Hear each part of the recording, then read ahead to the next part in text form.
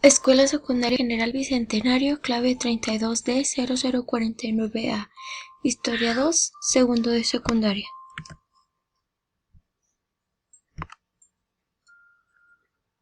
Tema: una sociedad desigual. Aprendizaje esperado. Reconoce las instituciones y prácticas de tipo colonial que organizaron la economía del virreinato. El concepto que regía el Estado colonial era patrimonial, es decir, el Estado era una posesión personal de los reyes. El rey gobernaba como un patriarca autoritario, respondía del buen uso del poder solo ante Dios. Durante la dinastía de los Habsburgo o Austrias, en los siglos XV, XVI y XVII, el virreinato novohispano no tuvo un sistema político centralizado. La autoridad máxima, el virrey, tenía un poder limitado.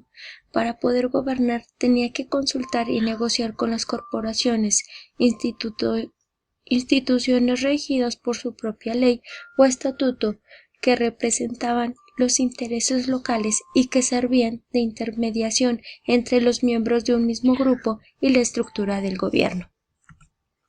Las corporaciones agrupaban individuos por su origen étnico, como las cofradías de mulatos o de vascos;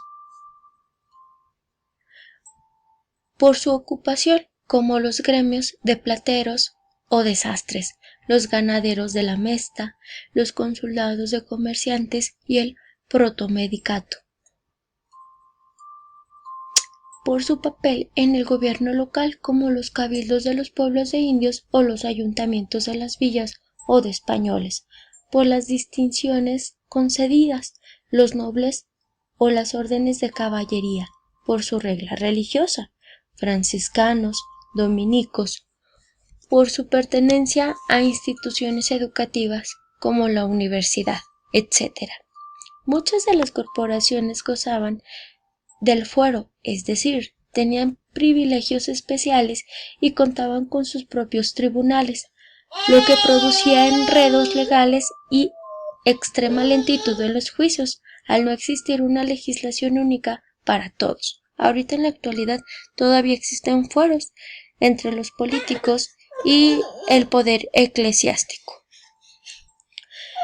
Entre los fueros podemos citar el eclesiástico, el de guerra, el de ingenieros, el de artilleros, el fuero de hacienda para cobranzas, el fuero de marina, el mercantil.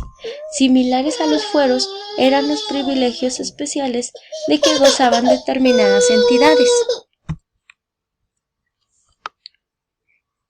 Similares a los fueros eran los privilegios especiales de que gozaban determinadas entidades. Por ejemplo, el de los herederos de Hernán Cortés, referido a la jurisdicción privativa con que contaban en todo el distrito del Marquesado del Valle.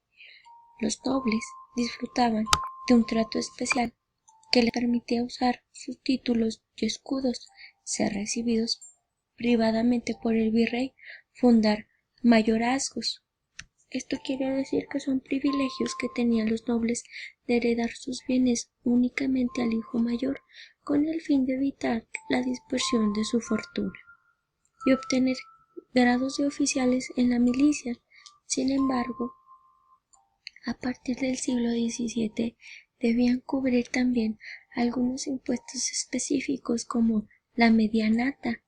La medianata es un impuesto creado en 1631 que consistía en el pago de la corona de la mitad de los ingresos obtenidos en el primer año de servicio de todos los cargos y oficios públicos, y las lanzas, impuesto anual exclusivo para quienes ostentaban un título nobiliario, fue creado en 1632.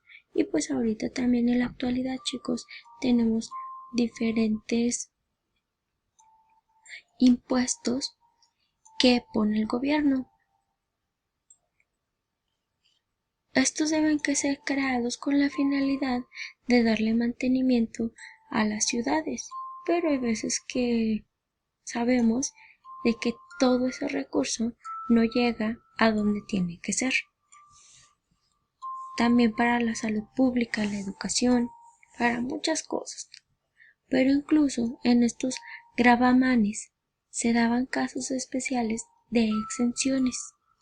Los caciques indígenas gozaron asimismo de privilegios como usar el título de don, vestir ropas españolas o montar a caballo, lo que en los primeros años de la colonia estaba prohibido para los indios, utilizar escudos de armas cuando el rey se los había concedido y estar libres del pago de tributos.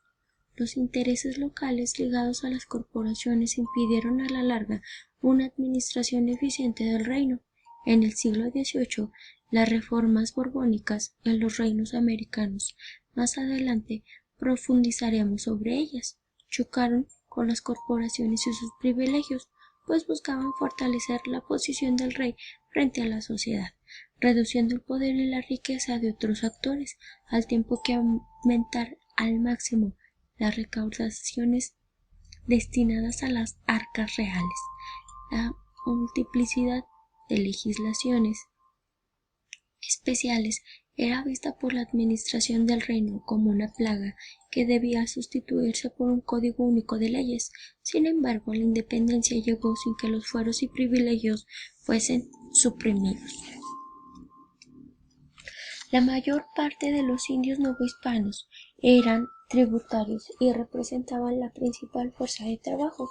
Realizaban las tareas más pesadas en la minería, la agricultura, ganadería, transportes y puertos, en obrajes e ingenios. El grupo de las castas o mestizos, es decir, todos aquellos que provenían de las combinaciones posibles de las etnias indígenas, española, africana y asiática, fue siempre en aumento hasta que representar por su número al segundo grupo de la población. No tenían una posición económica definida, eran trabajadores, sirvientes, artesanos, capataces, arrieros o mayordomos de haciendas, pero muchos alcanzaron posiciones desahogadas. Los más desprotegidos eran mendigos e indigentes que rodaban las ciudades y los reales de minas.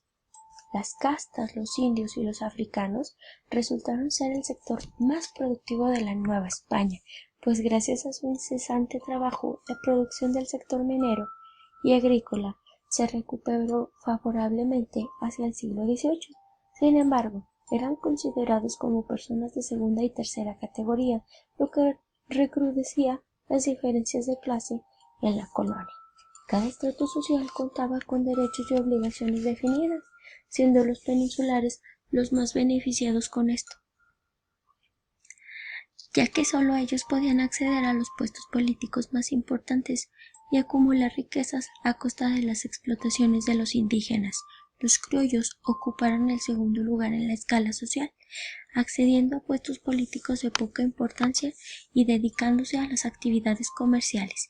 Sin embargo, fueron ellos el sector oculto de la sociedad novohispana, hecho que los llevó a enfrentarse constantemente con los peninsulares. Los peninsulares también son conocidos como los españoles, chicos.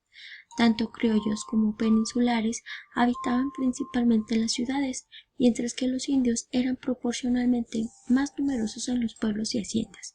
Según las estimaciones de Humboldt, en 1804, al final del periodo colonial, los más de 100.000 habitantes de la capital de la Nueva España, la población de origen español, americano y peninsular, representaba aproximadamente el 50% de la población, los indios 25%, los mulatos el 7% y los mestizos y otras mezclas el 18%. A pesar de que en el siglo XVIII la cantidad de peninsulares en la Nueva España era menor que la de los españoles americanos, eran ellos los que gracias a las reformas borbónicas seguían manteniendo el poder. Los criollos, que habían sido casi excluidos de participar en las esferas políticas, habían logrado destacar en las actividades comerciales, la ganadería, la administración, el clero y el ejército. La situación de los criollos empeoró cuando el rey Carlos III ocupó el trono español, pues el propósito de las reformas borbónicas que él impulsó era recuperar el control de las colonias, y esto pasaba por concentrar el poder en los peninsulares. Esta discriminación de los criollos hizo más grande la brecha que los separaba de los peninsulares y España. Cuando las reformas borbónicas se implementaron en Nueva España, los criollos rápidamente se movilizaron y el Ayuntamiento de la Ciudad de México envió a la corona un documento en donde se solicitaba instantáneamente que fueran tomados en cuenta para ocupar puestos políticos de primer nivel, pero fueron ignorados.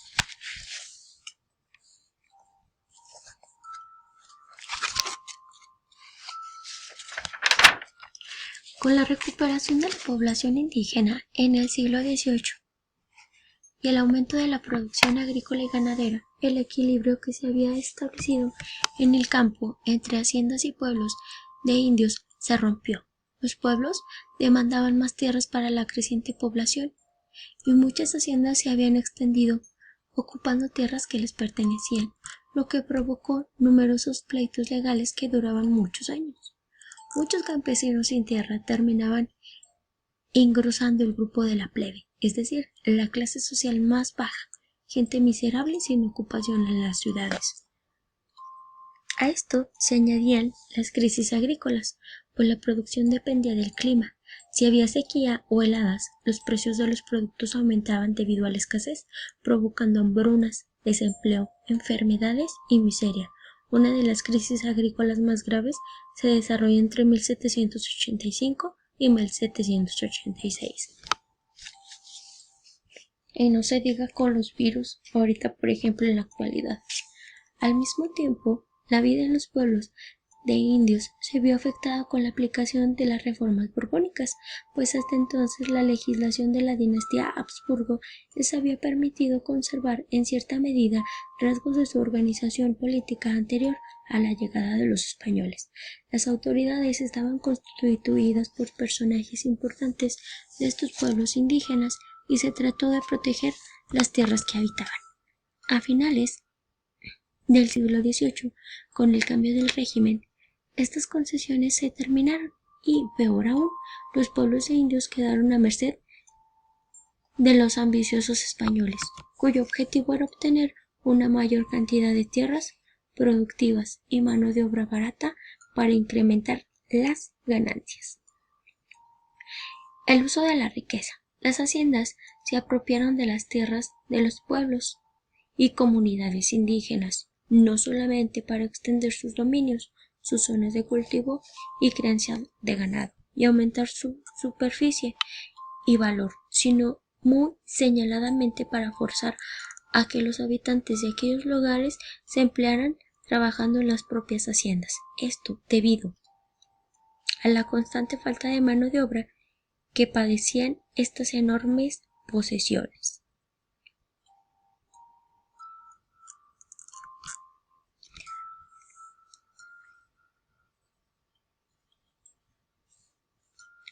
Y bien chicos, ahí en su pantalla pueden ver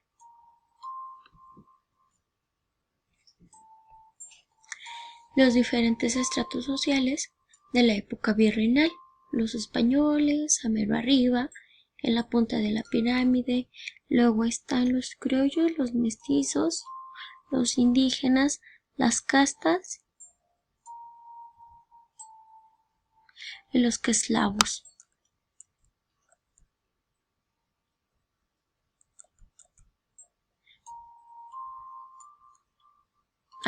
Y los negros.